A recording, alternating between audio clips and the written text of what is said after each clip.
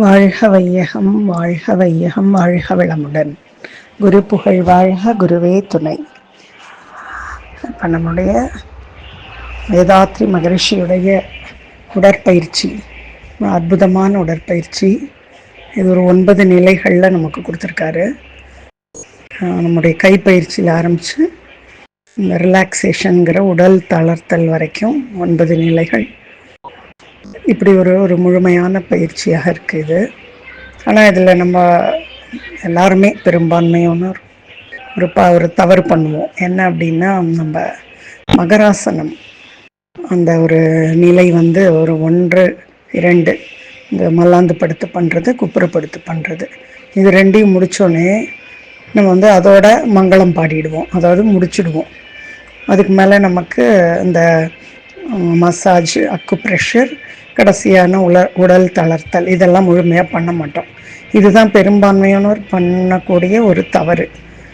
ஏன் அப்படி பண்ணுறோம் அப்படின்னு கேட்டிங்கன்னா, நமக்கு என்னென்னா, நம்ம மகரிஷியுடைய உடற்பயிற்சி மிக மிக எளிமையானது, ரொம்ப ஈஸியாக இருக்குது. அதெல்லாம் பண்ணிகிட்டே வந்துடுவோம். இதுலேயே மகரிஷி உடற்பயிற்சியிலேயே கொஞ்சம் உடலை கொஞ்சம் அசைச்சு வளைக்கிறது மகராசனத்தில் தான்.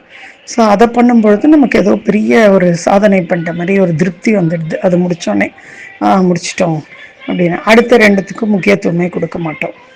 ஆனால் மகரிஷி ஒவ்வொரு பயிற்சியுமே ஒரு எல்லாத்துக்கும் பின்னாடி ஒரு பெரிய அறிவியல், நம்முடைய உடலின் அந்த இதை எப்படி எதெல்லாம் ஆக்டிவேட் பண்ணணும், எந்தெந்த வர்மா பாயிண்ட்ஸு எல்லாம் அடங்கின ஒரு அக்கு ப்ரெஷர் பாயிண்ட்ஸு எல்லாமே அடங்கின ஒரு பயிற்சி இது.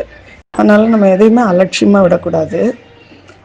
இப்போது நம்ம உடல் அப்படின்னு எடுத்துக்கிட்டால் அது ஒரு அற்புதமான ஒரு படைப்பு இல்லையா?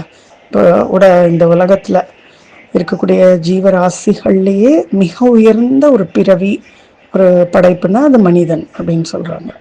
அப்போது மனிதனுடைய உடல் அமைப்பும் எல்லா மற்ற ஜீவராசிகளின் உடல் அமைப்பை விட மேம்பட்ட ஒரு ரிஃபைன்டு ஒரு அல்டிமேட் மாடல். அப்படி இருக்கும் பொழுது அதை நம்ம அந்த உடல் அப்படிங்கிற ஒரு அற்புதம் அப்படிங்கிறத நம்ம உணரணும். நம்ம மனதால் அதை உணர்ந்திருந்தால் மட்டுமே நமக்கு அதை பாதுகாக்கணும், பேணி பாதுகாக்கணுங்கிற எண்ணமே வரும். ஆனால் நமக்கு அந்த ஒரு எண்ணமே நமக்கு இல்லை. நம்ம உடலை அலட்சியமாக தான் வச்சுக்கிறோம். இந்த உடலுக்குன்னு உள்ளுக்குள்ள ஒரு அறிவு இருக்கு இல்லையா? அந்த அறிவு, அந்த பேரறிவு தான். அந்த பேரறிவு உள்ளுக்குள்ள ஒரு ஒழுங்கமைப்போட செயல்பட்டு இருக்கு இல்லையா? அது நமக்கு புரிஞ்சுக்கிறதுக்கு நமக்கு ஒரு பொறுமையோ இல்லை அந்த சக்தியோ இல்லை. நம்ம என்ன நினைக்கிறோம், உடல் அப்படிங்கிறது அது பாட்டுக்கு அது ஏதோ செயல்பட்டு இருக்கு,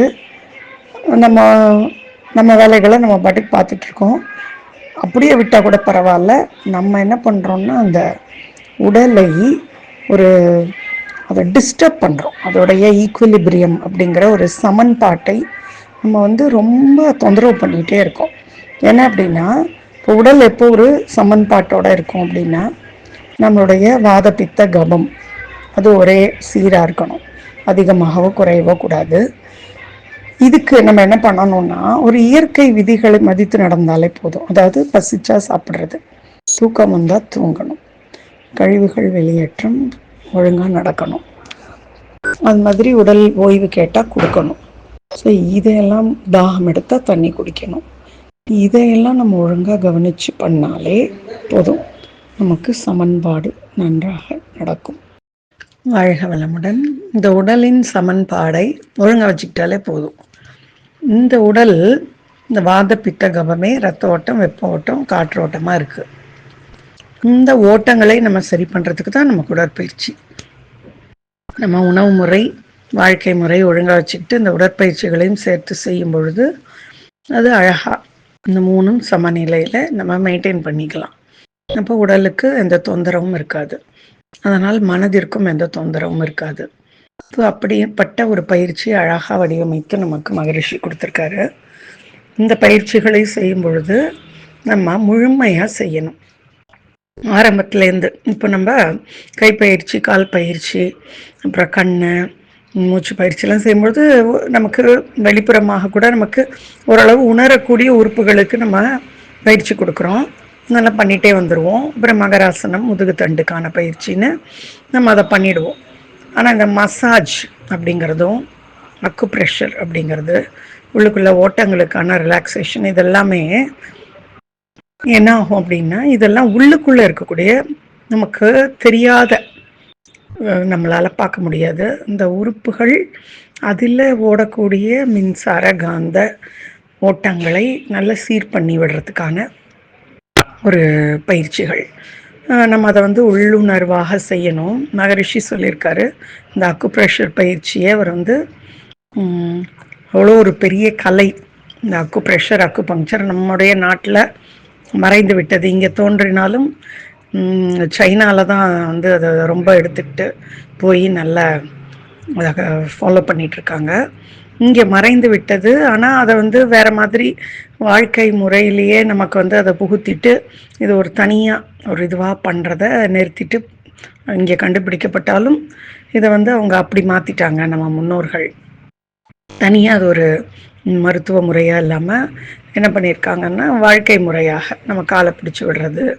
ஸோ அந்த மாதிரி நம்ம வாழ்க்கை முறையிலே தலையில் குட்டிக்கிறோம் இல்லையா, நம்ம தோப்புக்காரணம் போடுறதுக்கு முன்னாடி பிள்ளையாரை பார்த்தானா தலையில் குட்டிக்கிறது. இப்படி சில வாழ்க்கை நடைமுறைகள்லேயே இந்த பயிற்சிகளெல்லாம் கொடுத்து வச்சுருந்தாங்க. ஸோ அந்த மாதிரி ஆக்கிட்டாங்க. ஆனால் சைனாலலாம் இங்கேருந்து கற்றுட்டு போய் அதையே ஒரு தனி மருத்துவ முறையாகவே ஆக்கி ப்ரெஷரோ பங்க்சரோ அக்கு ப்ரெஷர் பங்க்சர் இது ரெண்டையுமே அவங்க வந்து ஒரு மருத்துவ முறையாக கடைப்பிடிச்சிட்ருக்காங்க. இப்போ நமக்கு மகரிஷி இந்த அக்கு ப்ரெஷர் அப்படிங்கிற நம்முடைய உடலில் சில இந்த 14 பாயிண்ட் நம்ம கொடுத்துருக்காரு. அது ரொம்ப ரொம்ப முக்கியமான ஒரு மெரிடியன் பாயிண்ட்ஸ். அதாவது இப்போ நம்ம ரவுண்டா மெரிடியன் பாயிண்ட்ஸ்னால் இப்போ நம்ம வந்து போரூரில் ரவுண்டானா தான் வந்து ஒரு முக்கியமான ஒரு ஸ்தலம் இல்லையா. ஏன்னா அது ஒரு இந்த பக்கத்தில் வந்து 4 பக்கமும் நம்ம போகலாம். ஸோ இப்போ போரூர்லேயே முக்கியமான இடம் எதுன்னு கேட்டிங்கன்னா போரூர் ரவுண்டானாம்போம். ஏன்னா நம்ம 4 புறமும் போகக்கூடிய ஒரு இடம் அது. ஸோ அப்படி இருக்கக்கூடிய மாதிரி நம்ம உடலிலும் சில பாயிண்ட்ஸ் இருக்குது. அந்த புள்ளிகளில் வந்து மெரிடியன் பாயிண்ட்ஸ், அதாவது அது மிக முக்கியமான ஒரு சந்திப்பு. இப்போ ஜங்ஷன்லாம் சொல்கிறாங்களே அந்த மாதிரி அந்த மாதிரியான இடங்கள். இதை வந்து ஐடென்டிஃபை பண்ணி கண்டுபிடிச்சு அதைத்தான் வந்து அக்கு ப்ரெஷர் பாயிண்ட்ஸாலாம் நிறைய வச்சுருந்துருக்காங்க. எவ்வளவோ பாயிண்ட்ஸ் இருக்குது. அதில் முக்கியமான பாயிண்ட்ஸை நமக்கு மகரிஷி தேர்ந்தெடுத்து 14 பாயிண்ட் 14 பாயிண்ட் அக்கு ப்ரெஷராக கொடுத்துருக்காரு. ஸோ இதுவும் வந்து அப்புறம் மசாஜ். இந்த மசாஜ் வந்து ரொம்ப அருமையானது. ஒரு நம்ம தினம் அதை பண்ணிக்கொள்ளும்பொழுது நம்முடைய உள்ளுக்குள்ளே இருக்கக்கூடிய அங்கே அந்த ஓட்டங்கள் ரொம்ப கண்ணுக்கு தெரியாத இந்த ரத்த ஓட்டம் வெப்ப ஓட்டம் காற்றோட்டம் நமக்கு தெரியும். இதை தவிர உயிரோட்டம் நம்முடைய காந்த ஓட்டம் இதெல்லாம் வந்து மிக மிக நுண்ணிய ஓட்டங்கள். இந்த ஓட்டங்களையும் சீர் செய்து நம்முடைய முக்கியமான உறுப்புகளை சுற்றி இருக்கக்கூடிய வர்ம புள்ளிகளையும் ஊக்குவித்து இப்படி பல விஷயங்கள் நடக்குது நம்ம அந்த மசாஜ் பண்ணும்பொழுதும் அந்த அக்கு ப்ரெஷர் அப்படிங்கிற அந்த ஒரு பயிற்சி பண்ணும்பொழுதும். ஸோ இவ்வளோ அற்புதமானது. நம்ம வந்து மகராசனத்தோடையே முடிச்சிட்டோம்னா இதையெல்லாம் நம்ம மிஸ் பண்ணிடுவோம். முழுமையாக நமக்கு ஒரு பலன் கிடைக்காது. இந்த உடற்பயிற்சி செய்கிறதுனால வரக்கூடிய முழுமையான பலன் நம்ம வந்து விட்டுடக்கூடாது. நமக்கு இது வந்து ஒரு நம்மளாம் அதிர்ஷ்டம் பண்ணவங்க, லக்கி. என்னென்னா இந்த மாதிரி ஒரு எளிமையான ஒரு உடற்பயிற்சி நமக்கு தெரிந்ததே நமக்கு ஒரு நம்மளுடைய பூர்வ புண்ணியம் தான் சொல்லணும். இதை வந்து நம்ம எதுக்கு மிஸ் பண்ணணும்? அதனால் நம்ம மகராசனத்தோடு நிறுத்தாமல் இந்த மசாஜ் அக்கு ப்ரெஷர் இறுதியாக ரிலாக்ஸேஷன் எடுத்த உடனே நம்ம எல்லாத்தையும் பண்ணிவிட்டு கடகடன்னு எழுந்து வேலையை பார்க்க போகக்கூடாது.